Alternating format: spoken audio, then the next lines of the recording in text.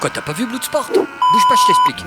Bon, Bloodsport, c'est l'histoire du championnat du monde international des mecs qui puent le plus des pieds. Pendant 15 jours, les mecs vont s'affronter à coups de plats de pied au ras de la gueule, le but étant de frôler le bord du pif, histoire d'emboucaner un peu la cloison nasale de l'adversaire. Alors ça s'annonce pas mal, car faut bien le dire, niveau odeur, il y a tous les meilleurs. Il y a Nato, le Shinto qui fait du 64, avec plus de surface à étaler sur la tronche, forcément ça avantage. Il y a Jackson, l'américain bouclé un peu crado qui a tout misé sur l'odeur de ses tubes en complément de celle de ses pieds. Et il y a Sato, le thaïlandais, lui sa botte secrète, c'est de se niquer la peau du plat du pied contre le sol en faisant des toupies pour renforcer l'odeur.